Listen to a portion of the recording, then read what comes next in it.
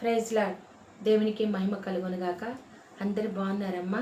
ఈ 2026 సంవత్సరంలో మరి 8వ నెలలో 14వ తారీఖున పరిశుద్ధుడు, మన ప్రియుడు, మన రక్షకుడు యేసు ప్రభు వారి శ్రేష్టమైన నామములో ఈ రీతిగా ఉదయకాల సమయంలో వాగ్దానం ద్వారాగా మీతో మరి ప్రభు మాటలు పంచుకోవటానికి దేవుడు కృప చూపుచున్నారు. అందరిని బట్టి దేవునికి వేలాది స్తుతులు స్తోత్రాలు చెల్లిస్తూ ఉన్నాను.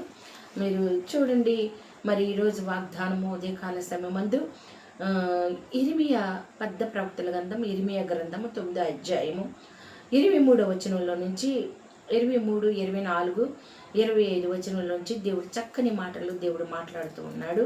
దేవునికి మహిమ కలుగునుగాక. యెహోవా 9:23 అండి. యెహోవా ఎలాగూ సెలవిచ్చుచున్నాడు, జ్ఞాని తన జ్ఞానం బట్టి, శూరుడు తన శౌర్యమును బట్టి అతిశయింపకూడదు, ఐశ్వర్యవంతుడు తన ఐశ్వర్యం బట్టి అతిశయింపకూడదు. అతిశయించువాడు దేనిని బట్టి అతిశయింపవలనగా, భూమి మీద కృప చూపుచు నీతి న్యాయములు జరిగించుచున్న యెహోవాను నేనే అని గ్రహించి నన్ను పరిశీలనగా తెలుసుకుంటున్న బట్టి అతిశయింపవలను. అట్టి వాటిని నేను అందించువాడునై ఉన్నాను మరి అని యెహోవా సెలవిచ్చుచున్నాడు. దేవునికి మహిమ కలుగునుగాక. మరి ఉదయకాల సమయమందు దేవుడు వాగ్దానం చేయుచున్నాడు, మరి నీకున్నటువంటి దేనిని బట్టి అతిశయించవద్దు. దేవుడు జ్ఞానం ఇచ్చేవాడు ఆయనే, ఐశ్వర్యం ఇచ్చేవాడు ఆయనే, తెలివి ఇచ్చేవాడు ఆయనే, బంధు బలగం ఇచ్చేవాడు ఆయనే, మరి భూమిని ఇచ్చేవాడు ఆయనే, సృష్టిలో ఉన్నదంతా ఆయనదే. కాబట్టి ఆయన బట్టి అతిశయించ ఎవ్వరూ ఇక్కడ ఒక మాట దేవుడు చక్కని విషయాన్ని నీతి భూమి మీద కృప చూపుచు నీతి న్యాయం జరిగించుచున్న యెహోవాను నేనే అని గ్రహించి నన్ను పరిశీలనగా తెలుసుకుంటున్న బట్టియే అతిశయింపవలెను. దేవునికి మహిమ కలుగునుగాక. ఇక్కడ భూమి మీద కృప చూపుచు నీతి న్యాయములను జరిగించుచు మరి నీతి న్యాయములను జరిగించుచున్న యెహోవాను నేనే అని దేవునికి మహిమ కలుగునుగాక. సృష్టికర్తనే ఎవరైతే మరి తెలుసుకుంటారో, ఆయన్ని ఎవరైతే పరిశీలనగా వెతుకుతారో వారు ఇక్కడ చాలా చక్కని శ్రేష్టమైన విషయాన్ని పొందుపరిచారండి. యెహోవాను నేనేని గ్రహించి నన్ను పరిశీలనగా తెలుసుకున్నట్టును బట్టి యెహోవాను నేనే అని అంటే భూమి మీద కృప చూపుచు నీతి న్యాయములను జరిగించుచున్న యెహోవాను. దేవునికి మహిమ కలుగునుగాక. భూమి మీద కృప చూపుచు నీతి న్యాయములు జరిగించుచున్న, నీతి న్యాయము ఇంకా జరుగుతూ ఉందంటే భూమి మీద కృప చూపుచున్న సృష్టికర్త అయిన యెహోవాయే. శూన్యములు సృష్టిని చేసిన వాడు ఆయన, భూమి ఆకాశములు కలగజేసిన వాడు, సృష్టిలో ఉన్నదంతా కలగజేసిన వాడు ఆయనే. ఆయన్ని ఎవరైతే మరి గ్రహిస్తారో, ఆయన్ని పరిశీలనగా ఆయన సృష్టికర్త, ఆయనే భూమి మీద కృప చూపుచున్నాడు అని ఎవరైతే పరిశీలనగా తెలుసుకుంటారో, అందుకే ఇక్కడ రాయబడి ఉంది కదా, తెలుసుకుంటుని బట్టి అతిశయింపవలెను. అట్టి వారిలో నేను ఆనందించువాడునా ఉన్నానన్నాడు. చూడండి, దానియేలు గ్రంథముల నుంచి ఒక విషయాన్ని దేవుడు మనతో మాట్లాడుతున్నాడు. మరి 4వ అధ్యాయము, రాజుకు నెబుకద్నెజరు భూలోకమంతటా నివసించు సకల జనులకు, దూరస్తులకు ఆయా భాషలు మాట్లాడు వారికి ఇలాగ సెలవిచ్చినాడు, మీకు క్షేమాభివృద్ధి కలుగునుగాక. మహోన్నతుడగు దేవుడు నా యెడల చేసిన అద్భుతములను సూచక్రియలను మీకు తెలియజేయటకు నాకు మనస్సు కలిగెను. ఆయన సూచక్రియలు ఎంతో బ్రహ్మాండమైనవి, ఆయన అద్భుతములు ఎంతో ఘనమైనవి. ఆయన రాజ్యము శాశ్వత రాజ్యము, ఆయన ఆధిపత్యము తరతరములు నిలుచును. దేవుని నామనికే మహిమ కలుగునుగాక. ఇక్కడ మనం ఇర్మియా గ్రంథములు చూసుకున్నాం కదా, ఎవరు భూమి మీద కృప చూపుచు నీతి న్యాయములు జరిగించుచున్నారో ఆయన్ని క్షుణ్ణంగా ఎరిగిన వారు, తెలుసుకున్నటువంటి వారు.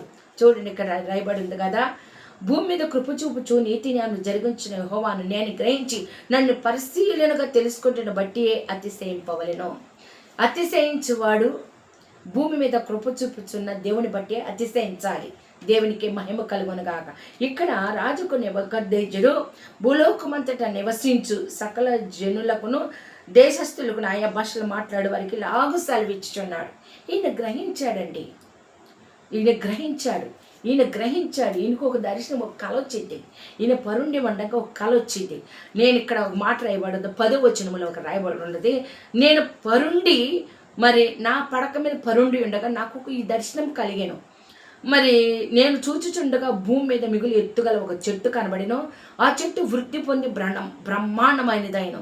దాని కొమ్మలు ఆకాశమునంత మటుకు ఎత్తుగాను, దాని ఆకారం భూతలం అంత విశాలముగాను ఉండేను. దాని ఆకులు సొగసుగాను, దాని పండ్లు విస్తారముగా కనబడాను. అందులో సమస్త జీవకోటి, మరి జీవకోటికి చాలునంత ఆహారం ఉండేను. దాని నీడన అడవి జంతువులు పడుకొని, దాని కొమ్మలలో ఆకాశ పక్షులు కూర్చొని ఉండేను. సకల మనుషులకు చాలనంత ఆహారం, చూడండి ఇక్కడ, సకల మనుషులకు చాలనంత ఆహారం దాని అందుండేను. మరియు నేను నా పడక మీద పరుండుకొని ఉండి నా మనస్సును కలిగిన దర్శనం చూచుచుండగా జాగరూకుడకు ఒక పరిశుద్ధుడు ఆకాశము నుండి దిగివచ్చి ఇలాగ బిగ్గరగా ప్రకటించెను. ఈ చెట్టును నరికి దాని కొమ్మలు కొట్టి దాని ఆకులు తీసివేసి దాని పండ్లను పారవేయుడి. పశువులకు దాని నీడ నుండి తోలివేయడి. పక్షులు దాని కొమ్మల నుండి ఎగరగొట్టుడి.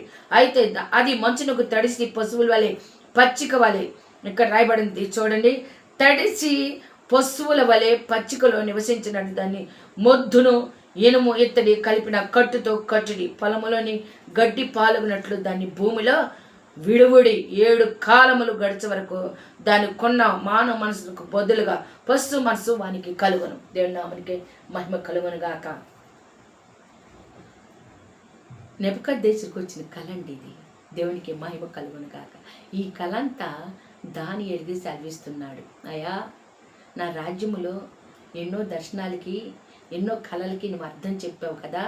అందుకే ముందర మరి చక్కర జనులకును దేశస్థులకును ఆయా భాషలు మాట్లాడు వారికి ఇలాగూ సెలవిస్తున్నాడు, మీకు క్షేమాభివృద్ధి కలుగునగాక.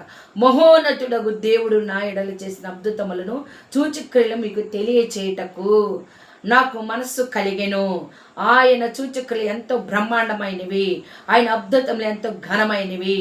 ఆయన రాజ్యము శాశ్వత రాజ్యం, ఆయన ఆధిపత్యం తరతరములు నిలుచున్నవి అని చెప్తున్నాడండి ఈయన. దేవునికి మహిమ కలుగును గాక.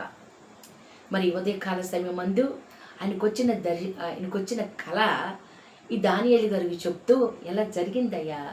ఒక జాగరూకుడు, ఒక పరిశుద్ధుడు వచ్చి ఆ చెట్టు కింద, ఆ చెట్టు మీద పక్షులు, పశువులు, మరి కాయలు, పండ్లు, అసలు సామాన్యంగా మనుషులకు చాలినంత అది ఎట్లా ఉందండి, భూమికి మధ్యన ఉంది ఆ చెట్టు. ఆ చెట్టు మీద పక్షులే కానీ, పశువులే కానీ, చెట్టు కింద మరి కాయలే కానీ, పండ్లే కానీ, మనుషులకు చాలినంత ఆహారము ఆ చెట్టు ఇస్తుంది. దేవునికి మహిమ కలుగును గాక. అయితే చూడండి, నేను ఇది పరుండి నేను ఈ కళను కంటూ ఉన్నాను. అయితే మరి నేను పడక మీద పండుకొని నా మనసు కలిగిన దర్శనంలో చూచుచుండగా జాగరూకుడగు ఒక పరిశుద్ధుడు ఆకాశం నుండి దిగివచ్చి ఇలాగ బిగ్గరగా ప్రకటించాను, ఈ చెట్టుని మరి నరికి దాని కొమ్మలు కొట్టి దాని ఆకులు తీసివేసి దాని పండ్ల పారవేడి. పశువులను దాని నీడ నుండి తోలివేడి. పక్షులు దాని కొమ్మల నుండి ఎగరగొట్టుడి. అయితే అది మంచునకు తడిచి పశువులే పచ్చికలో నివసించినట్లుగా దాని మొద్దును ఇనుము ఇత్తడితో కలిపిన కట్టుతో కట్టుడి. పొలములో గడ్డి పాలమునట్లు దాని పొలములో విడువుడి. 7 కాలముల వరకు అది మానవ మనసు పోయి పశువు మనసు వచ్చి అది గడ్డి మేసి, చూడండి ఇక్కడ రాయబడింది కాడ, 7 కాలములు గడిచే వరకు వానికున్న మానవ మనసులకు బదులుగా పశు మనసు వానికి కలుగును. ఈ యజ్ఞ జాగరూకులకు దేవదూతల ప్రకటన అనుసరించి జరుగు నిమిత్తమైన పరిశుద్ధుల ప్రకటన అనుసరించి సంభవించును. మహోన్నతుడగు దేవుడు మానవుల రాజ్యములపైన అధికారి అయి ఉండి తనెవరిని అనుగ్రహింప నిశ్చయించును వారికి అనుగ్రహించుననియు, ఆయా రాజ్యములపై అత్యల్ప మనుషులను ఆయన నియమించుచున్నాడనియు మనుషులందరూ తెలుసుకున్నట్లు ఇలాగూ జరుగును. దేవునికి మహిమ కలుగునుగా అని దేవుని యొక్క దూత జాగరూకుడైనట్టు పరిశుద్ధుడు దేవుడు భూమి మీద ఎవరిని రాజ్యములు అప్పగించవలనో, ఎలాంటి అల్పులకైనా ఆయన అప్పగించగలడు అని చెప్పి ఆయన చూడండి ఇక్కడ మరి తాను ఎవరికి అనుగ్రహింప నిశ్చయించును వారికి అనుగ్రహించుననియు. ఇలా వచ్చిందయ్యా నాకు. దేవునికి మహిమ కలుగును కాక.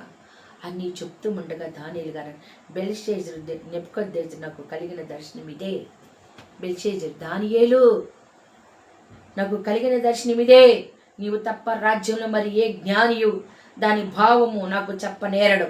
నీ యందు పరిశుద్ధ దేవదూతల ఆత్మ ఉన్నది గనుక నీవే దాన్ని చెప్ప సమర్థుడు వంటివి. అందుకు బెల్షేజరు దానియేలు 1 గంట సేపు అతి విస్మయం మొంది మనసందు కలవరపడగా రాజు, బెల్షేజరు, దానియేలు, ఈ దర్శనం వల్ల కలిగిన దాని భావం వల్ల గాని నీవు కలవరపడకుము అనిను.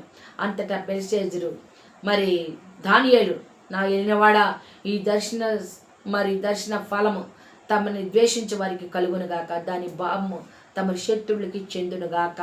తాము చూచిన చెట్టు వృద్ధి నుండి బ్రహ్మాండమైనదని, దాని కొమ్మల ఆకాశం అంత మటు ఎత్తుగా, దాని ఆకారం భూతాలం అంత విశాలంగా ఉండేది, దాని ఆకులు సొగసుగాను, దాని పండ్లు విస్తారంగా కనపడిన, అందులో సమస్త జీవకోటికి చాలినంత ఆహారం ఉండేను. దాని నీడను అడవి జంతువులు పండుకొని, దాని కొమ్మలను ఆకాశ పక్షులు కూర్చుండేను కదా. రాజా, ఆ చెట్టు నిన్ను చూపిస్తున్నదయ్యా, ఆ చెట్టు నువ్వేనయ్యా, ఆ చెట్టు నువ్వే. ఎందుకు మరి అది కొట్టివేయబడింది? ఇక్కడ చూడండి 30వ వచనం. రాజు 30వ వచనం అండి. రాజు బబులోనును, ఆ మహావిశాల పట్టణమును, నా బలాధికారమును, నా ప్రభావ ఘనతను కనపరచుటకై నా రాజధాని నగరముగా నేను కట్టించి తిని కదా అని తనలో తాను అనుకొనెను. రాజు నోట ఈ మాట ఉండగా ఆకాశముండి ఒక శబ్దము వచ్చెను. ఏదనగా, రాజగు నెబుకద్నెజరు, ఇదే నీకు ప్రకటన, నీ రాజ్యం నీ యొద్ద నుండి తొలగిపోయిను. తమ యొద్ద నుండి మనుషులను నిన్ను తరిమెదరు. నీవు అడవి జంతువుల మధ్య నివాసము చేయుచు పశువులే గడ్డి మేసెదవు. సర్వోన్నతుడు దేవుడు మానవుల రాజ్యములపైన అధికారమై ఉండి తాము ఎవరిని దాన్ని నిశ్చయించను వానికి అనుగ్రహించిన నువ్వు తెలుసుకుని వరకు 7 కాలం నీకు ఎలాగూ జరుగునని చెప్పెను. ఆ గడియలోని అలాగూ నెబుకద్నెజరు సంభవించెను. మానవుల నుండి అతని తరిమి అతని పశువులే గడ్డి మేసెను. ఆకాశ మంచు అతని దేహమును తడపగా అతని తల్లి వెంట్రులు పక్షిరాజు మరి రెక్కల ఏకల వంటివి, అతని గోళ్ళు పక్షుల గోళ్ళ వంటివి అయ్యను. ఆ కాలము గడిచిన పెబినట నెబుకద్నెజరు, నేను మరలా మానవ బుద్ధి గలవాడనై నా కంట్లు ఆకాశము తట్టు ఎత్తి చిరంజీవియు సర్వోన్నతుడగు దేవుని స్తోత్రము చేసి గణపరిచి స్తుతించి తిని, ఆయన ఆధిపత్యం చిరకాలం వరకు, ఆయన రాజ్యం తరతరములకు ఉన్నవి. భూనివాసులందరి దృష్టికి ఎన్నికకు రాని వారు, ఆయన పరలోక సేన ఎడల భూనివాసుల ఎడల తన చిత్త చొప్పున జరిగించేవాడు. ఆయన చెయ్యి పట్టుకొని నీవేమి చేయుచున్నామని ఆయనతో చెప్పుటకు ఎవడును సమర్థుడు కాడు. దేవునికి మహిమ కలుగునుగాక. ఆ సమయమందు నా బుద్ధి మరలా నాకు వచ్చెను. రాజ్య సంబంధము ప్రభావము, నా ఘనతయు, నా తేజస్సు నాకు కలిగెను.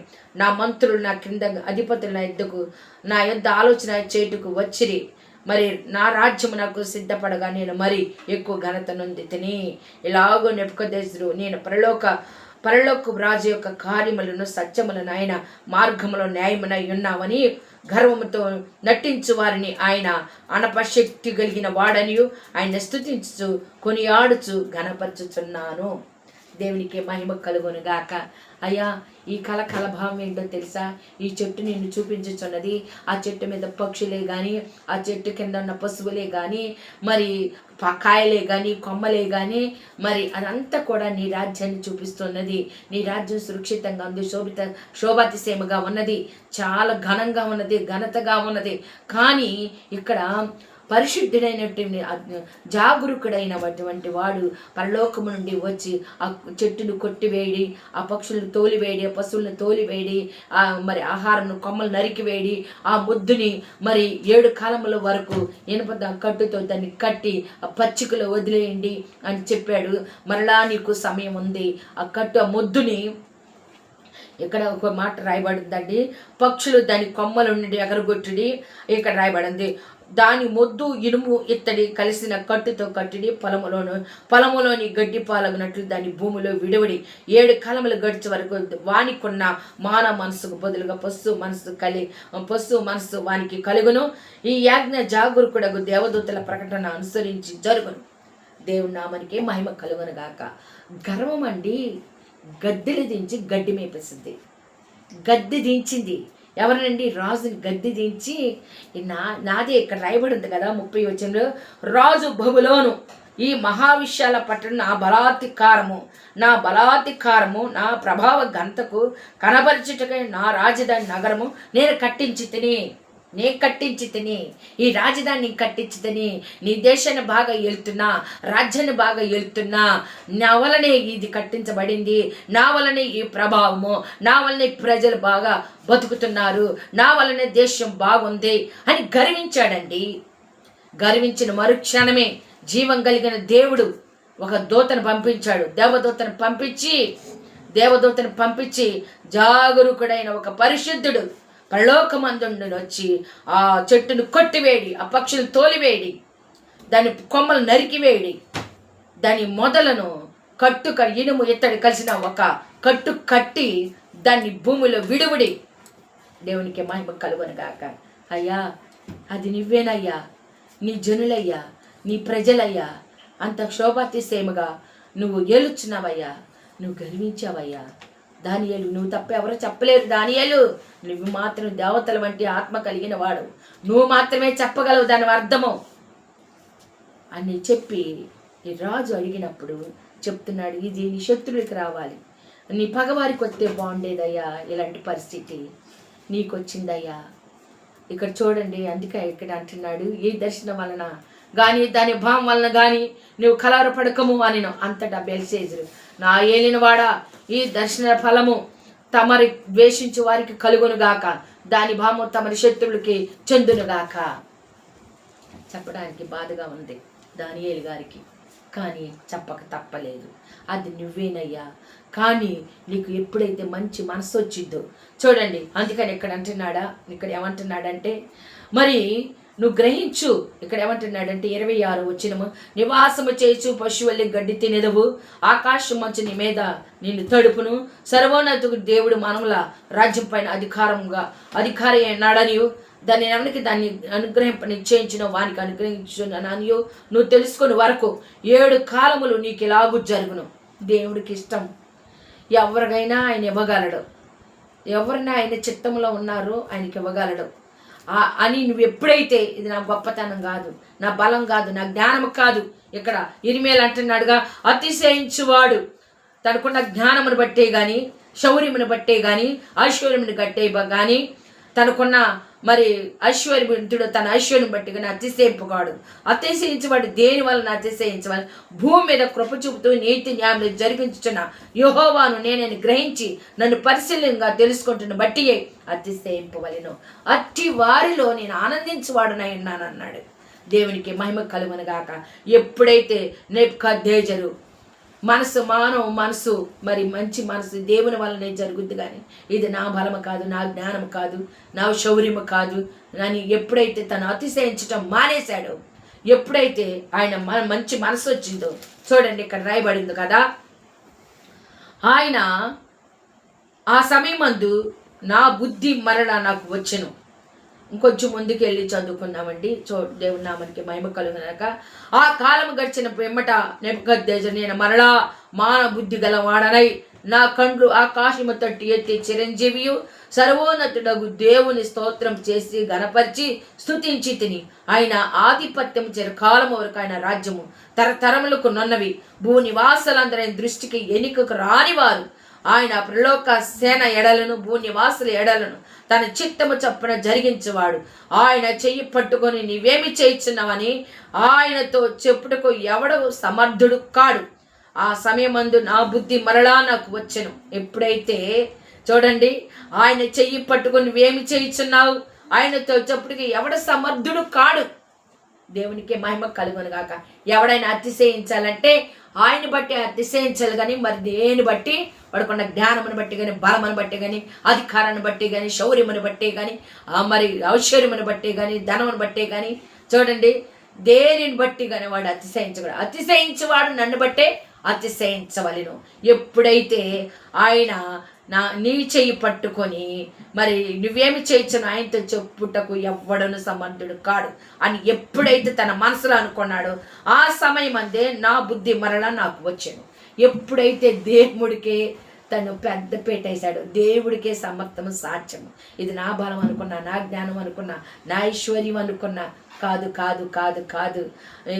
అంతా సృష్టికర్త అయినటువంటి దేవునిదే, యెహోవాదే, ఆయనదే అంతా. ఆయన భూమి మీద ఎవరు ఎడల కృప చూపుతాడో వారు మాత్రమే అత్యున్నతమైన సింహాసనం మందు ఆసనులై ఉంటారని ఆయన ఎప్పుడైతే రాజు గ్రహించాడో, ఆ గ్రహించగానే పశువు మనసు పోయింది, గోళ్ళు పోయినాయి, గడ్డి తింటం మానేశాడు, మానవ మనసు వచ్చింది. దేవుని నామానికి మహిమ కలుగునుగాక.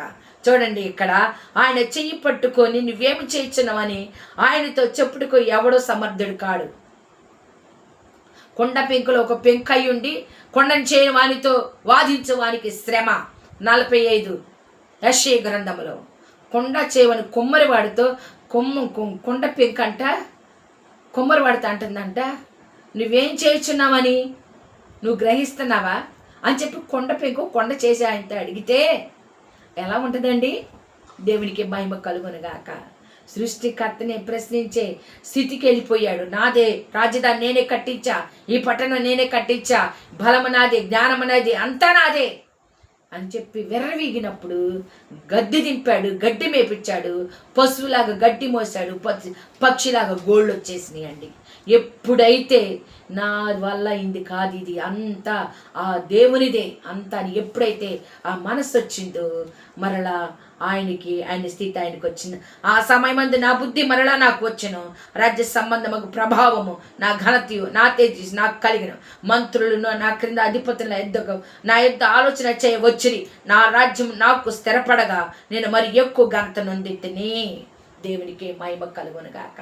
అంతేనండి, ఆనందించువాడు. చూడండి, మరి ఇక్కడ రాయబడి ఉంది కదా, అతిశయించువాడు దేని వలన అతిశయింపవలన అనగా భూమి మీద కృప చూపుచు నీతి న్యాయం జరిగించుచున్న యెహోవాను నేనని గ్రహించి నన్ను పరిశీలనగా తెలుసుకున్నట్టును బట్టియే అతిశయింపవలెను, అట్టి వాటిలో ఆనందించువాడనని యెహోవా సెలవిచ్చుచున్నాడు. దానియేలు గారు అంటున్నాడు కదా, అయ్యా నీకు ఇంకా టైం ఉంది. ఆయన మొద్దుని కొట్టేలా, మొదలకల్లా లేపేలా, దానికి ఈనుము ఇత్తడి కలిపిన కట్టుతో కట్టారు కదా, నీకు అవకాశం ఉంది, నీ గర్వాన్ని విడిచిపెట్టు, నువ్వు అతిశయాన్ని వదిలిపెట్టు. ఇదంతా నా వలన ఈ పక్షులు పశువులు ఈ మధ్య ఈ జనులకు ఆహారం పుష్కలంగా నా వల్లనే కలుగుతుంది అన్న మనసును తొలగించుకో.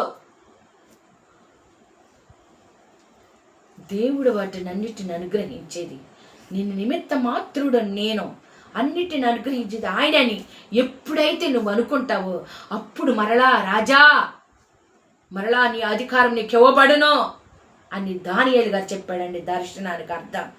దేవుని నామానికి మహిమ కలుగునుగాక. ఎప్పుడైతే అది విన్నాడో, అది ఎప్పుడైతే తెలుసుకున్నాడో, 7 కాలంబుల పాటు దేవుని నామానికి మహిమ కలుగునుగాక. 7 సంవత్సరములు సంపూర్ణ సంఖ్య శ్రమ కలుగును. 7వ సంవత్సరము చూడండి, దానికి విడుదల కలుగును. దేవుని నామానికి మహిమ కలుగునుగా. ఎవడైనా ఇంట అన్న పాలేరుగా ఉన్నప్పుడు, ఇంట నివసించినప్పుడు 7 సంవత్సరములు తర్వాత విడుదల కలగ చేయాలి, పంపించేయాలి. నేను ఈ ఇంటే ఏమంటానంటే ఏం చేయాలండి? దత్త తీసుకోవాలి, తన ఇంటి బిడ్డగా స్వీకరించాలి. దేవుని నామానికి మహిమ కలుగునుగాక. 7 సంఖ్య సంపూర్ణ సంఖ్య. 7 కాలంబులు ఆ గడ్డిలో ఆ ముద్దు ఉన్నప్పుడు ఆయనకి ఎప్పుడైతే మా పశ్చాత్తాపం వచ్చిందో అప్పుడే మరలా ఆయన అధికారం ఆయనకి ఇవ్వబడిందండి. దేవునికి మహిమ కలుగునుగాక. దేవుడే జీవం గల దేవుడే భూమి మీద కృప చూపువాడు, నీతి న్యాయములను జరిగించువాడు. ఆయన ఆత్మ మనలో లేకపోతే మనం నీతి నియమాలు కలిగి మనం ఉండలేం. దేవుని ఆత్మ, దేవుడే మనల్ని నడిపించకపోతే మనం నడిపింపబడలేం. ఆయన కృప లేకపోతే మనం ఎందుకు పనికిరాం. దేవుని నామానికి మహిమ కలుగునుగాక.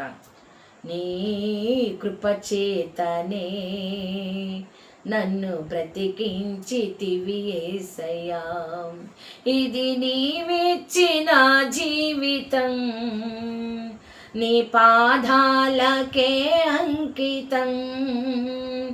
ఇది నీవిచ్చిన జీవితం, నీ పాదాలకే అంకితం. నీ పాదాలకే అంకితం, నీ పాదాలకే అంకితం. అతిశయించువాడు నీకున్న బలాన్ని బట్టో, జ్ఞానాన్ని బట్టో, ధనాన్ని బట్టో, ఐశ్వర్యాన్ని బట్టో, నీకున్న అందాన్ని బట్టో అతిశయించొద్దు. దేవుని బట్టి అతిశయించు. దేవుడు కృప చూపుతాడు. దేవుడు నామానికి మహిమ కలుగును గాక. ఇది వాగ్దానము. యెరెమీయా గ్రంథం 9:24. దేవుని నామానికి మహిమ కలుగును గాక. అతిశయించువాడు దేని బట్టి అతిశయింపాలని భూమి మీద కృప చూపుచు నీతి న్యాయంలో జరుగుచున్న యెహోవాను నేనని గ్రహించి నన్ను పరిశీలనగా తెలుసుకుంటుని బట్టి అతిశయింపవలెను. అట్టి వారిలో నేను ఆనందించేవాడునై దేవుడిని ఆనందింప చేయాలండి. మనం ప్రతి విషయములు ఆయన మీద ఆనుకున్నప్పుడు, ఆయన్ని గొప్ప చేసినప్పుడు, అయ్యా కలిగిందంతా నీ వల్లనే కలిగింది, నువ్వు లేకుండా నాకు ఏది కలగలేదయ్యా, కలిగిందంతా నీ వల్లనే కలిగింది. మనం ఎప్పుడైతే ఆయన మీద ఆనుకొని ఆయనతో ఆ విధంగా మనం మాట్లాడతాము, కలిగినంత నీ వల్లనే కలిగింది, ఏది కూడా నువ్వు లేకుండా నాకు కలగలేదయ్యా, కలిగిందంతా నీ వల్లనే కలిగింది అని నువ్వు చెప్పగలిగితే దేవుడు నిన్ను ఇంకా గొప్పగా అభివృద్ధి చేస్తాడు, ఇంకా ఆశీర్వదిస్తాడు. ఆయన్ని ఘనపరచు వారిని ఘనపరుస్తాడు, మహిమపరచు వారిని మహిమపరుస్తాడు. దేవుడు ఈ వాగ్దానము నీ కుటుంబం పట్ల, నా కుటుంబం పట్ల ఎందరైతే ఈ వాగ్దానంను రిసీవ్ చేసుకుంటున్నారో వారందరి ఎడల ఆయన కృప అత్యధికమై ఆశీర్వాదకరముగా ఈ దినమంతా విశేషమైన కృప చేత నడిపింపబడును గాక. ఆమేన్. ప్రార్థన చేసుకుందాం. మా ప్రియుడా, మా రక్షకుడా, నీకు వందనాలయ, స్తుతులు, స్తోత్రములు. అత్యున్నతమైన సింహాసనం మంది ఆశ్రుడా, కెరియబులు శరీబులు మధ్యలో 24 మంది పెద్దల ఎదుట, ప్రభా 4 జీవుల ఎదుట, కోటాను కోట్ల దూతల ఎదుట శుద్ధుడు పరిశుద్ధుడని ప్రతి గానముల చేత నాయన స్తుతింపబడుచున్న యేసయ్యా నీకు స్తోత్రాలు. ఈ దిన వాగ్దానమును మీరు దీవించండి, ఆశీర్వదించండి, ప్రతి ఒక్క కుటుంబంలో నెరవేర్చండి. ఎవ్వరు కూడా అతిశయించడానికి అయ్యా దేన్ని బట్టో అతిశయించొద్దు నమ్మొద్దునైనా. వారికున్న బలాన్ని బట్టో, జ్ఞానాన్ని బట్టో, వారికున్న ధనాన్ని బట్టో, బలాన్ని బట్టో, తండ్రి బంగారంను బట్టో, పొలాలను బట్టి, ఇళ్ళ స్థలాన్ని బట్టో, అది అంగు ఆర్భాటాన్ని బట్టి అతిశయించిన వద్దు ప్రభు. ఎందుకంటే భూమి మీద కృప చూపుచు నీతి న్యాయములు జరిగించుతున్న వాడు, భూమి ఆకాశములను కలగజేసిన శూన్యములు సృష్టిని చేసిన వాడు, నీ చేతి పనిమట్లమైన మేము నీ అంతే మేము అతిశయించాలయ్యా. కలిగిందంతా నీ వల్లనే కలిగింది, నువ్వు లేకుండా ఏది కలగలేదు నాయన. ప్రతి ఒక్క బిడలో తండ్రి నాయన ఈ కృప అనుగ్రహించమని, నీ యందు ఆనందించే కృప దయచేయమని అయ్యా నాయన. ఎవరైతే నిన్ను గణపరుస్తారు అని మహింపరుస్తానన్నావు.